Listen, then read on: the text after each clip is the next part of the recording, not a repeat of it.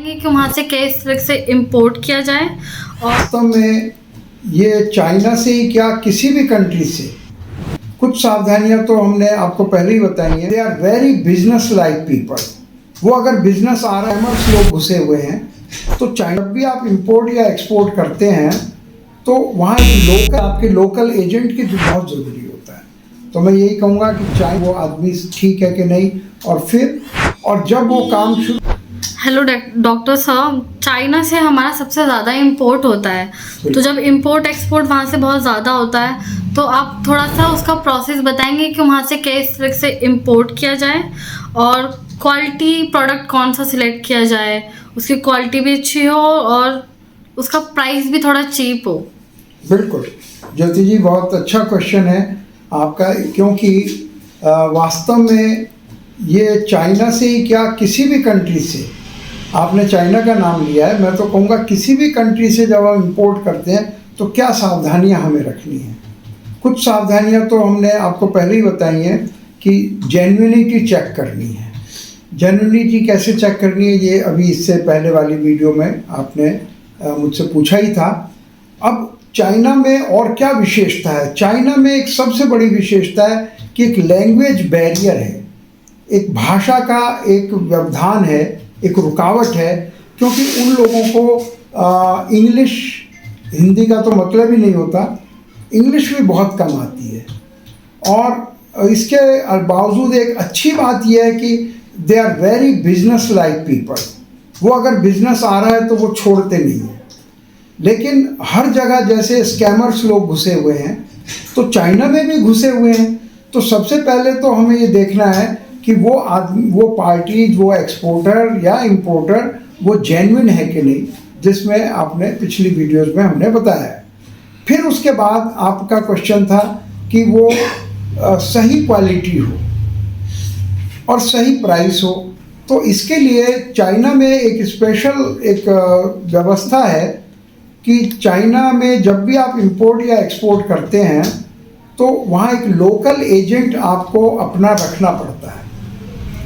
वो खुशी की बात है कि स्टार्टअप इंडिया भी ये काम करता है कि लोकल एजेंट को अपॉइंट करना। स्टार्टअप इंडिया के अपने लोग हैं चाइना में जो हेल्प करते हैं लोकल एजेंट के तौर पे। लेकिन आप चाहे कहीं से भी करें, आपको एक लोकल एजेंट अपॉइंट करना बहुत ज़रूरी होता है। वो कई काम करता है चाइना से स्पेशली। एक तो वो एक सही बायर ढूंढ के या सेलर देता है आपको, ढूंढ के एक जेन्युइन पार्टी ढूंढ के देता है। फिर उसको एक प्रोसेस को सही करता है कि प्रॉपर कॉन्ट्रैक्ट बने, एडवांस भी जो देना ज़रूरी होता है एडवांस दिया जाए, और फिर उसको एक प्रॉपर कॉन्ट्रैक्ट लिखा जाए।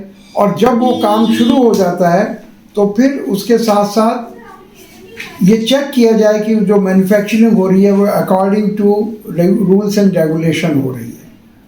और फिर क्योंकि लगातार वो बना रहा है तो उसको लगातार पैसा देना पड़ेगा आपको।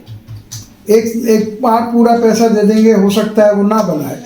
तो इसलिए जो ये आपके लोकल एजेंट की जिम्मेवारी होती है कि उसको बार बार चेक करना कि वहाँ जो आपका सामान बन रहा है वो सही बन रहा है।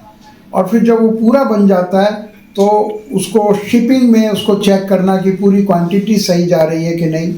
और इस तरह से वो लोकल एजेंट का इसमें बहुत बड़ा रोल होता है चाइना से इंपोर्ट करने में और एक्सपोर्ट करने में भी। तो एक्सपोर्ट में वो आपको ऑर्डर प्रिक्योर करके देता है वहाँ के, और फिर आप यहाँ से एक्सपोर्ट करते हैं। तो मैं ये कहूँगा कि चाइना से काम करना बहुत ज़रूरी भी है, क्योंकि वो एक बिगेस्ट ट्रेड पार्टनर है आज की तारीख में भारत का। तो उसके साथ चाहे वो एक्सपोर्ट हो चाहे वो इंपोर्ट हो, लोकल एजेंट की बहुत ज़रूरत पड़ती है। एक तो लैंग्वेज की वजह से, और क्योंकि मार्जिन बहुत कम होता है चाइना के काम में, क्योंकि बहुत लोग उससे इंपोर्ट कर रहे हैं, बहुत सब लोग। तो उस मार्जिन को बचाए रखने के लिए एक लोकल एजेंट को अपॉइंट करना बहुत ज़रूरी होता है। तो मैं यही कहूँगा कि चाइना के काम में लोकल एजेंट की एक बहुत बड़ी ज़रूरत है।